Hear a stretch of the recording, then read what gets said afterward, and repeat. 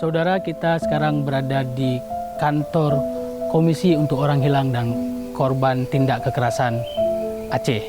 Oke, untuk mengetahui bagaimana peran pasca perdamaian Aceh dan pengungkapan kebenaran terhadap kasus pelanggaran di Aceh, kita akan melakukan wawancara khusus dengan Ketua Kontras Aceh. Oke, Kak Nana, ya. Kak Nana, bisa nggak diceritakan apa sih sebenarnya latar belakang ataupun kenapa sih Kontras ini ada? Bisa diceritakan nggak sejarah sejak kapan Kontras juga dihadirkan ataupun lahir di Aceh? Baik, terima kasih Bang Davi. Saya mau kasih tahu dulu Kontras itu singkatan dari apa begitu ya, sehingga kita tidak salah dalam ketika mendengar kata Kontras, apa ini Kontras itu? Kontras itu Komisi untuk Orang Hilang dan Korban Tindak Kekerasan di Aceh. Jadi Kontras Aceh. Nah, sudah ada di Aceh pada tanggal 21 Juli tahun 1998. Saat itu kalau Bang Davi bisa mengingat-ingat lagi, Aceh masih dalam suasana perang dan berkonflik dengan Indonesia, dan itu lagi parah-parahnya ya, karena bulan Juli itu belum dicabut Aceh sebagai daerah operasi militer. Nah, beberapa aktivis HAM di Aceh kemudian berdiskusi dengan almarhum Munir, seorang aktivis HAM yang cukup dikenal ya, yang juga mendirikan Kontras di Jakarta saat itu. Jadi 3 bulan sebelum Kontras Aceh lahir, sekitar bulan Maret, sudah dibentuk Kontras di Jakarta khusus untuk menangani kasus-kasus orang hilang dalam periode pelanggaran HAM yang terjadi di sana. Lalu karena di sini juga ada banyak sekali angka pelanggaran HAM dan kasus orang hilang menjadi highlight khusus karena banyak sekali Bang Davi kasus pelanggaran HAM berupa penghilangan orang secara paksa di Aceh, sehingga kemudian dibentuklah Kontras Aceh di Aceh. Dan saat itu tentu saja kantor kita tidak terlihat karena kondisi Aceh yang tidak baik-baik saja. Jadi agak underground ini kerja-kerjanya Bang Davi. Ya, salah satu peran Kontras yang saya ketahui itu juga mengungkap kebenaran ya. Kasus Doma, operasi militer waktu itu.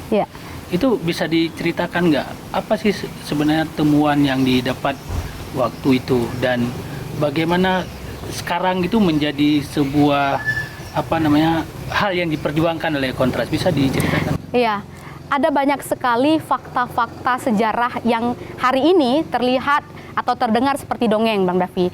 Tapi juga banyak sekali dongeng yang terdengar seperti sejarah begitu. Kenapa? Itu kan tentu karena data tidak cukup gitu. Dan Kontras Aceh menyadari betul betapa pentingnya bukti, data, dokumentasi terkait pelanggaran HAM, dan ini harus melalui korban. Jadi suara korban yang kita coba angkat, sehingga saat itu Kontras Aceh berfokus juga pada kerja-kerja kebenaran ya, jadi pendokumentasian melalui investigasi terhadap kasus-kasus pelanggaran HAM, terutama ya melalui korban. Dan kita juga bekerja bersama-sama dengan korban sampai kemudian Kontras Aceh ikut menginisiasi pembentukan beberapa komunitas korban di daerah-daerah yang terjadi pelanggaran HAM berat gitu. Jadi ada banyak sekali sebenarnya kerjanya, tapi saat itu kerjanya mendokumentasikan, mencatat, sehingga itu menjadi bukti. Jadi ketika pemerintah Indonesia mengatakan tidak terjadi apa-apa di Aceh, aman-aman di Aceh, kita punya data alternatif. Nah, yang kita berikan kepada teman-teman kita di luar gitu. Oke, untuk apa data itu? Tentu saja perlu untuk menjadi basis bukti. Kan ada namanya evidence base ya, sesuatu itu harus berdasarkan bukti gitu. Bukti itu macam-macam ya, saksi, pernyataan-pernyataan, kasus-kasus, dokumen-dokumen, juga termasuk investigasi. Sehingga ketika pemerintah Indonesia mengatakan, oh semua baik-baik saja, tidak terjadi pelanggaran HAM, kita bisa menunjukkan dengan jelas, oh tidak, ada banyak sekali kasus pelanggaran HAM yang terjadi, termasuk pembunuhan di luar hukum, penangkapan sewenang-wenang, penyiksaan, penghilangan orang secara paksa, pembunuhan, bahkan pemerkosaan terhadap perempuan-perempuan sipil di Aceh. Saat itu cukup masif dilakukan oleh aparat militer. Oke, ini medium 98 hingga perdamaian ya? Ya. Itu banyak sekali pelanggaran HAM terjadi di Aceh. Dari alat bukti yang dikumpulkan oleh Kontras, dan kemudian itu menjadi bahan juga untuk mendukung kerja-kerja Komisi Kebenaran dan Rekonsiliasi yang dibentuk oleh pemerintah. Bisa diceritakan nggak? Baik, terima kasih Bang Davi. Mulai tahun 89 sebenarnya itu kan sudah mulai ada operasi-operasi. Dan kalau kita mau lihat dari 89 sampai 2004 itu kan lebih kurang ada 16 operasi militer. Dan setiap operasi militer itu punya karakteristik yang berbeda-beda, begitu ya. Jadi kalau pada masa Aceh ditetapkan sebagai daerah operasi militer, DOM, atau waktu itu namanya Operasi Jaring Merah, sandinya, itu punya karakter yang beda dengan ketika Aceh ditetapkan sebagai daerah darurat militer, begitu. Saat itu operasinya agak gerilya, agak senyap, gitu. Jadi pada saat DM setelah DOM dicabut itu semakin saya katakan brutal mungkin ya. Jadi agak membabi buta begitu. Jadi itu satu soal perbedaan, tapi kan pencatatan itu terus berlanjut, terus terjadi begitu. Pada saat Aceh berdamai dengan Indonesia pada tahun 2005, tepatnya tanggal 15 Agustus, di dalam MOU Helsinki itu disebutkan bahwa Aceh harus ya selambat-lambatnya 1 tahun kemudian membentuk Komisi Kebenaran dan Rekonsiliasi. Tapi tentu saja prosesnya tidak semudah itu, karena setelah ditetapkan itu 2013 baru ada kanunnya, dan ya kita cukup ikutlah dalam dinamika itu. 2016 kemudian baru ada panitia seleksi, panselnya, di akhir 2016 baru ada komisionernya, sehingga kalau kita lihat itu cukup lama juga. Ini menunjukkan secara tidak langsung bagaimana komitmen negara, komitmen pemerintah terhadap pemenuhan hak korban, terutama hak atas kebenaran, pemulihan, begitu ya. Kan begitu lambat prosesnya. Dan bagaimana cara kita mendukung komisi ini, karena ini komisi baru, boleh dikatakan adalah komisi pertama di Indonesia. Karena Komisi Kebenaran dan Rekonsiliasi Indonesia tidak pernah terjadi. Beberapa tahun belakangan selalu ada narasi yang mengatakan bahwa Indonesia sedang dalam upaya membentuk Komisi Kebenaran juga, tapi sampai sekarang belum ada. Ya, setelah dibatalkan dulu ya 2004. Jadi mungkin ini saatnya Indonesia kembali belajar dari Aceh. Nah, bagaimana kemudian organisasi masyarakat sipil di Aceh mendukung proses ini? Ini kan proses penyelesaian pelanggaran HAM, meskipun melalui mekanisme non-yudisial. Nah, sejumlah CSO, OMS di Aceh kemudian mensubmisi, jadi KKR menerima submisi berupa data korban pelanggaran HAM yang dicatat oleh beberapa organisasi. Misalnya Kontras, kita mensubmisi, karena kita core-nya ada di penghilangan orang secara paksa, kita submisi data dan analisis kita tentang penghilangan orang secara paksa di Aceh. Kemudian pelanggaran HAM yang berbasis sumber daya alam, seperti yang Bang Davi ketahui, ada banyak sekali sumber daya alam Aceh yang juga ikut menjadi sebab, misalnya di Arun ya, Simpang, kemudian di Aceh Timur ada Bumi Flora. Nah, kita menyumbang data itu juga, lalu penyiksaan, ada beberapa. Dan lembaga lain juga setahu saya melakukan pengorganisasian, seperti Serikat Inong Aceh, mereka juga mensubmisi, kemudian Pasca Aceh. Jadi ada banyak sekali lembaga-lembaga yang bekerja untuk korban, itu mensubmisi datanya dalam rangka mendukung proses pengungkapan kebenaran di Aceh. Oke, ini terus berjuang lah, artinya Kontras berada di pihak korban untuk memperjuangkan hak-hak mereka. Salah satunya adalah reparasi ya. Ya, salah satunya reparasi juga, dan yang lainnya misalnya kayak rekonsiliasi juga. Mungkin juga di pengadilannya ya. Pengadilan HAM benar. Yang memang korban sebagian juga menuntut adanya pengadilan HAM ya. Betul. Itu bagaimana Kontras melihat upaya-upaya yang Kontras lakukan untuk memperjuangkan hak-hak korban pelanggaran HAM di Aceh? Iya, sebenarnya kan memang ada 2 mekanisme, Bang, dalam hal penyelesaian kasus pelanggaran HAM ini ya. Baik yang mekanismenya yudisial melalui pengadilan HAM, juga non-yudisial seperti KKR. Ya, mekanisme yang dikenal itu ya KKR gitu ya. Jadi untuk mekanisme yudisial dan non-yudisial, jadi kita tetap menuntut adanya pengadilan HAM bagi pelaku pelanggaran HAM, dan itu tetap kita kerjakan. Di sisi lain, tentu saja korban tidak bisa menunggu ya. Di sisi lain, mekanisme non-yudisial itu penting berupa pengungkapan kebenaran, sehingga penghormatan terhadap apa-apa yang pernah terjadi kepada korban itu dapat dilakukan segera. Korban itu perlu diakui juga pengalamannya sebagai korban. Nah, itu jadi dilakukan bersama-sama. Kedua mekanisme ini harusnya komplementer sifatnya, jadi saling mendukung, bukan saling berlawanan, begitu Bang. Sehingga ini penting untuk tidak disalahpahami ya, ketika kita saat ini terlihat bekerja untuk mekanisme non-yudisial, sesungguhnya kita tetap bekerja untuk mekanisme yudisial. Jadi ini tetap bareng. Pada hari ini saja kami tadi menemani komunitas korban di Simpang KKA untuk melaporkan kepada Komnas HAM terkait apa-apa yang terjadi di Simpang KKA. Itu kan mekanisme yudisial, nah itu tetap kita jalankan.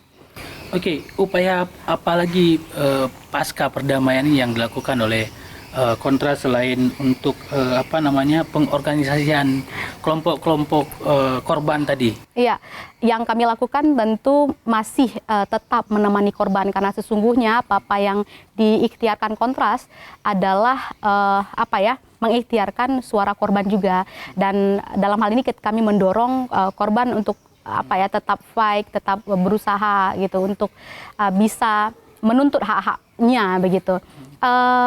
Beberapa komunitas korban diinisiasi pembentukannya oleh Kontras Aceh, dan kita masih tetap menemani mereka.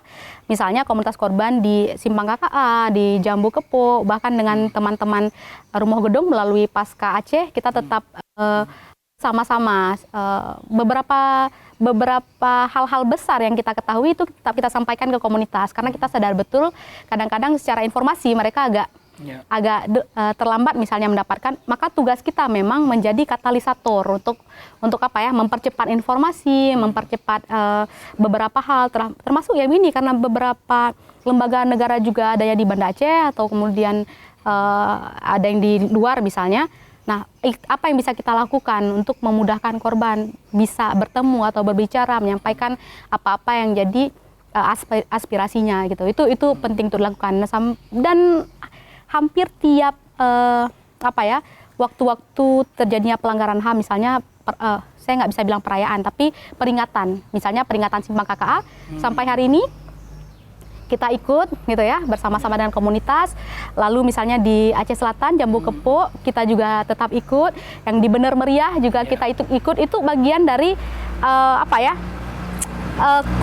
ikhtiar melawan lupa. Jadi itu ikhtiar melawan lupa. Mungkin negara punya narasi yang berbeda begitu ya. Biar hilang, biar lupa, tapi tentu saja sebagai organisasi masyarakat sipil, ruang-ruang itu perlu kita isi, perlu terus kita ingatkan. Karena kalau kita tidak ingatkan, negara semakin lupa. Lalu siapa yang mengingatkan negara begitu?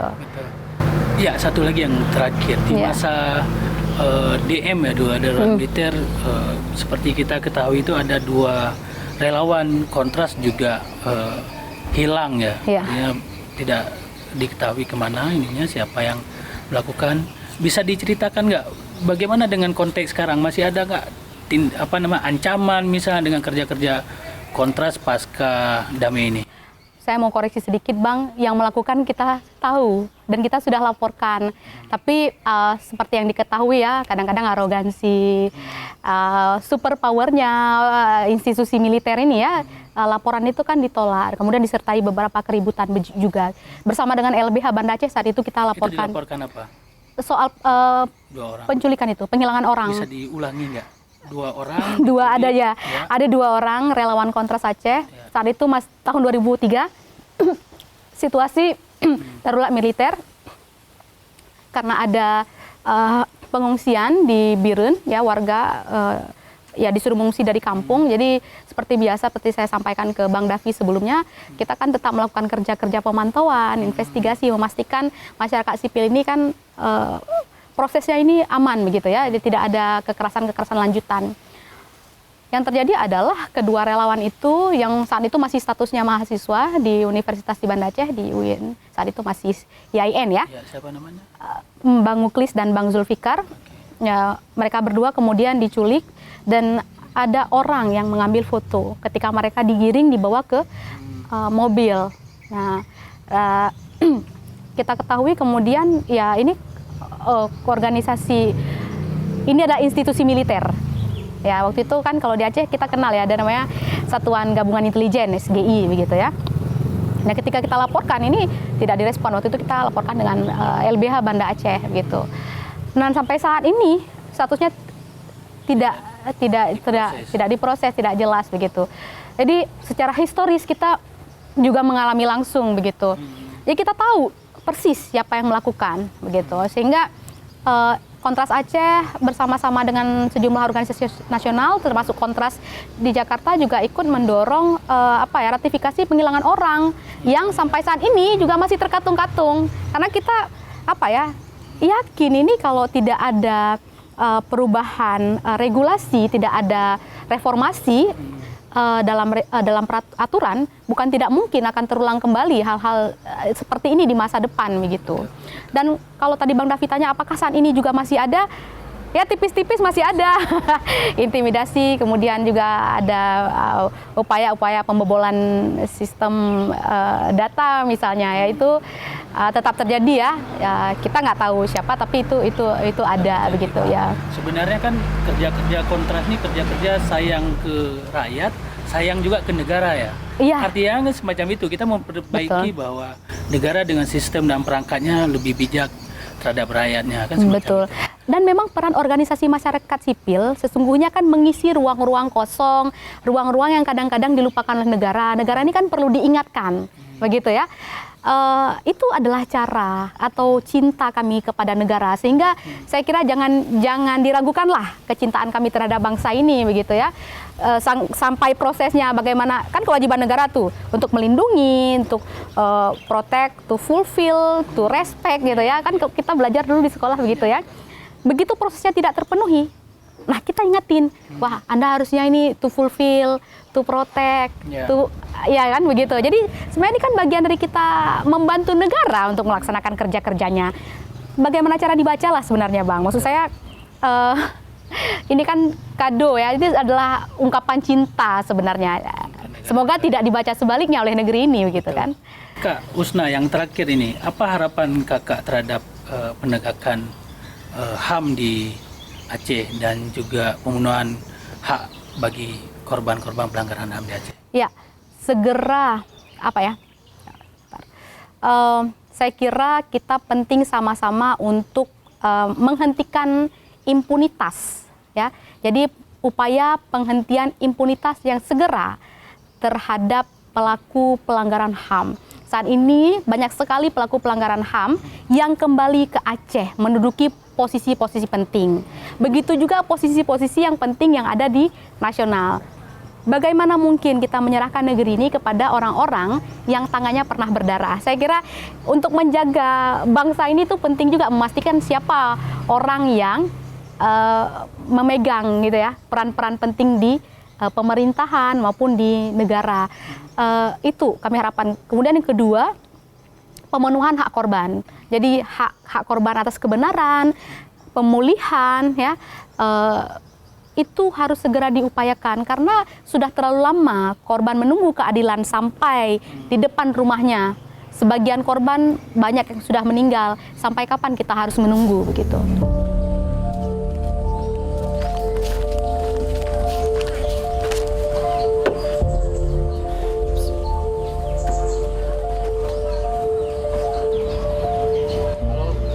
Ketika saya kembali di tempat pengajian, saya sebagai guru pengajian di Masjid Baitul Mu'min.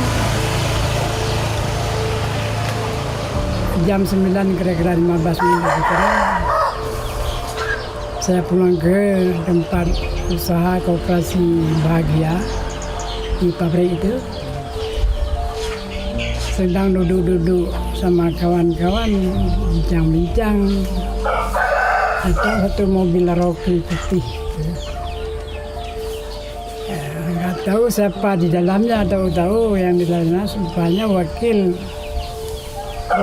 komandan si Sasmito itu beserta si Mael Cuma itu Raja Ubi, orang Kemala dia yang di DPO oleh Kopassus.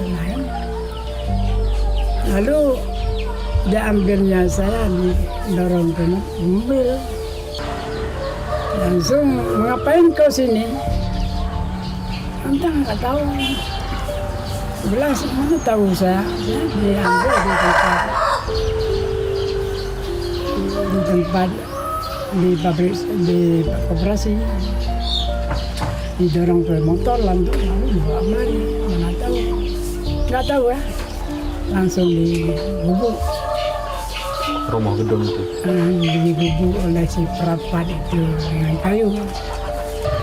Diperlakukan saya oleh si apanya itu si Mak Cuma. Dipukul saya dengan besi 10 mili di belakang saya. Ya, ada bekas. Masih ada bekas walaupun sekian sudah lama ya. Masih bekas.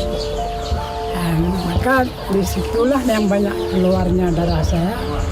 Di rumah gedung itu merupakan darah yang terpancar di badan saya, itu merupakan sejarah yang tidak boleh saya lupakan serta saya wariskan kepada anak dan cucu saya. Walaupun sekarang sudah digusur. Penyiksaan yang paling dahsyat di rumah gedung itu adalah stromnya, strom dengan listrik. Dipadukan mula pertama di telinga sama alat vitalnya, itu bisa saya tahan. Kemudian kebal kamu ya, dipindah sama mata sama alat vital, itu pun bisa saya. Lalu yang maha dahsyat itu yang dipindahkan dari lubang hidung ini dipadu itu ya Masya Allah. Itu habisnya suaranya kita nangisan itu. Tapi namun masih panjang umur, saya kira nggak ada lagi saya. Pelaku sejarah dari Maudun termasuk saya dan lain-lain. Tapi untuk dihilangkan jejak bukti darah-darah saya yang telah kempas itu digusur semua, enggak ya. Untuk menghilangkan, menguburkan sejarah-sejarah saya itu enggak sependapat, enggak setuju.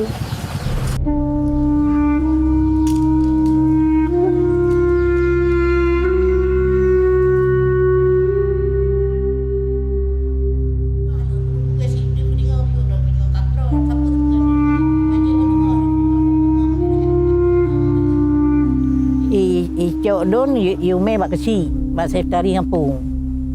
Yume gede rumah gedung, berpujuk bak aku pasui. Suat bajai kun. Oh kolun. Ribanya yu suat bajai. Tadi ku hantam tadi ngah hantam tan oh. Ka ke tarik bak aku tu ajo tarik bajai utang tarik daju dua-dua. Dua ubi tarik man han aku suat cik dua nya aku tun ro ku kai cok dalau baju ibu han aku tem suat dua. Cok dalau diikat. Dalau si krek pegak kuncar rabo kuno si krek run. Nyan di hu lo mai tarik dong mai hu tarik di paksa. Pegah orang. Hana susah pegah apa? Aku pun pegah orang hana susah. Prai tu dikin. Uwe no dikin nyo no banyak nang ki. Yang badan uwe no kai gudak. Pegah. Potong perut. Buang ke sungai ke.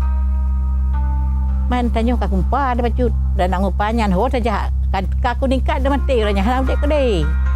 Nyan tikin kamu no aku kira si kacene nan deh. Kau no tikin nan apa kak. Potong leher. Utik dah mau ni kun ku semua ke demon nah ku semua ku buang ke semua ikun.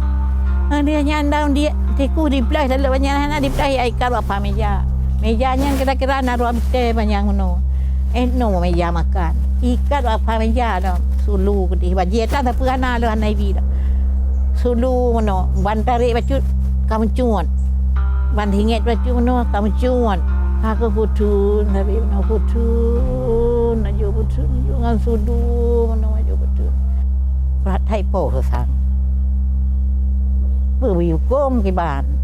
Nàn cái quan tay bi để là cái nhà này YouTube tu tay apa kun tay apa mau apa mau dong hat mateng tingat taruh imanta darah mateng reje kan dia taruh imanta darah nyo taruh imanta darah si no han teng masa be tingat tu lagi pipe batte mateng nyo jantung hai tim budeh nyo